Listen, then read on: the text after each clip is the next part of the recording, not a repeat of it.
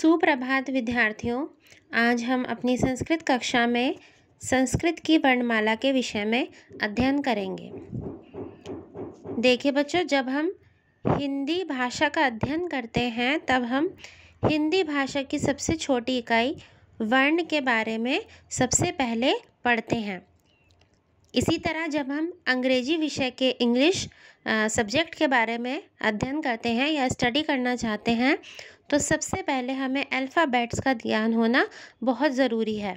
इसी तरह आज हम अपने संस्कृत विषय की वर्णमाला के विषय में अध्ययन करेंगे ताकि आगे चलकर हम संस्कृत के शब्दों की अच्छी तरह पहचान कर सकें। हिंदी की वर्णमाला के समान ही है हमारी संस्कृत की वर्णमाला। तो जानते हैं सबसे पहले कि वर्ण किसे कहते हैं। वह छोटी से छोटी ध्वनि जिसके टुकड़े करना संभव नहीं हो सकता वर्ण कहलाता है। इसके अतिरिक्त वर्ण हमारी भाषा की सबसे छोटी इकाई है, जैसे क, अ, व, ई, त, आ। इन सबसे मिलकर बना है हमारा कविता। हिंदी में वर्णों को दो भागों में बांटा गया है या संस्कृत में भी वर्णों को दो भागों में बांटा गया है, जैसे स्वर्ण वर्ण और व्यंजन वर्ण। स्वर वर्ण क्या होते हैं? वे स्वतंत्र वर्ण जिनकी उच्चारण करने के लिए किसी अन्य वर्ण की सहायता नहीं लेनी पड़ती, वो स्वर वर्ण कहलाते हैं। इन्हें इंग्लिश में हम वोवल्स कहते हैं। AEIOU उसी का हिंदी प्रारूप है ये स्वर। ओके, तो संस्कृत के स्वर भी हिंदी के समान ही होते हैं। अ, आ, ई, उ। इस तरह से ये जो भी हमारे वर्ण हैं ये स्वर वर्ण कहलाते हैं। स्वर्ण वर्ण भी दो प्रकार के होते हैं, मूल स्वर और संयुक्त स्वर। मूल स्वर जो सिंगल यूज़ होते हैं, जैसे अ, आ, ई, ये सिंगल हैं, अकेले ही ये प्रयोग किए जाते हैं। नेक्स्ट है, अगला है संयुक्त स्वर, जिसमें दो या दो से अधिक स्वर मिलकर एक वर्ण की रचना करते हैं या एक स्वर की रचना करते हैं, वो हमारा संयुक्त स्वर कहलाता है। जैसे अ और ए को जोड़ा तो बना ए। ठीक है, तो इसमें क्या है कि दो स्वर मिलकर एक संयुक्त स्वर बनाते हैं। संयुक्त का अर्थ क्या होता है? ज्वाइंट करना, दो चीज़ों को आपस में जोड़ देना। तो यहाँ पर दो स्वरों को आपस में जोड़कर एक संयुक्त स्वर की रचना की गई है। नेक्स्ट है मूल स्वर। मूल स्वर के भी तीन भेद होते हैं बेटा, ह्रस्व स्वर, दीर्घ स्वर और प्लुत स्वर।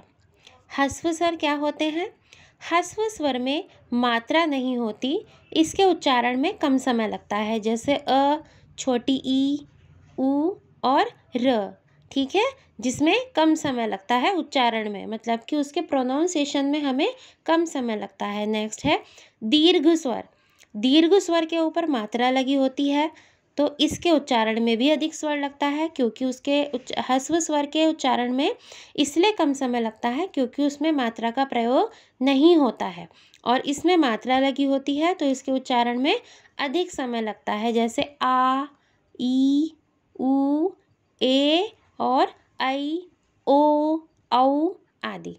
ठीक है, क्योंकि इन सब के ऊपर आप देख रहे हैं कि उदाहरण जो दिए गए हैं दीर्घ स्वर के, उनमें वो सारे वैसे शब्द हैं जो मात्रा के रूप में प्रयुक्त होते हैं, तो ये हमारे दीर्घ स्वर कहलाते हैं। नेक्स्ट है हमारा प्लुत स्वर। प्लुत स्वर वे होते हैं जिनके उच्चारण में, मतलब जिनकी प्रोनाउंसिएशन में, बोलने में दीर्घ स्वर से भी ज़्यादा समय लगता है, वो बोलने में ज़्यादा टाइम लेते हैं ह्रस्व स्वर और दीर्घ स्वर की अपेक्षा। तो वही स्वर हमारे प्लुत स्वर कहलाते हैं, जैसे सुनो, ओम। ठीक है, इसमें क्या हुआ, आपने देखा कि जब ओम शब्द बोला जाता है तो उसके उच्चारण में सामान्य स्वर की या सामान्य शब्दों की अपेक्षा ज़्यादा समय लगता है, और इसका जो चिन्ह है वो आप देख रहे हैं यहाँ पर ब्रैकेट में दिया गया है। एक अल्फ़ाबेट है हमारा एस, उसकी तरह इसका चिन्ह है, उसका प्रयोग हम एस की तरह शब्द में करते हैं। कुछ एग्जाम्पल भी यहाँ पर दिए गए हैं, उदाहरण दिए गए हैं, जैसे सुनो, राम, ओम, धड़ाम। इस तरह से ये जो स्वर हैं ये हमारे प्लुत स्वर के उदाहरण हैं। आगे पढ़ते हैं व्यंजन वर्ण के बारे में। जैसा कि हमने शुरुआत में आपको बताया था कि वर्ण दो प्रकार के होते हैं, स्वर और व्यंजन। जो अभी तक हमने आपको पढ़ाया वो था हमारा स्वर के बारे में, और अब है हमारा व्यंजन के बारे में। इनको कंसेंट्स कहते हैं इंग्लिश में। ये वे वर्ण हैं जिनका उच्चारण, जिनका प्रोनाउंसिएशन हम स्वर वर्णों की सहायता से करते हैं। मीन्स इनके बिना स्वर के बिना इनका उच्चारण सही तरह से संभव नहीं है। हिंदी में हिंदी व्यंजनों की कुल संख्या 33 है। इसी तरह संस्कृत में भी व्यंजनों की कुल संख्या 33 होती है, क्योंकि हिंदी और संस्कृत का स्वर और व्यंजन बिल्कुल एक जैसा होता है। तो आप देख रहे हैं यहाँ पर कुछ उदाहरण दिए गए हैं। क शब्द में अ की आवाज़ आना सामान्य सी बात है, तो अ के बिना क का उच्चारण नहीं किया जा सकता, अतः ये एक व्यंजन वर्ण है। इसी तरह ख, ग और घ भी हैं। व्यंजन वर्णों को निम्नलिखित भागों में बांटा गया है, जैसे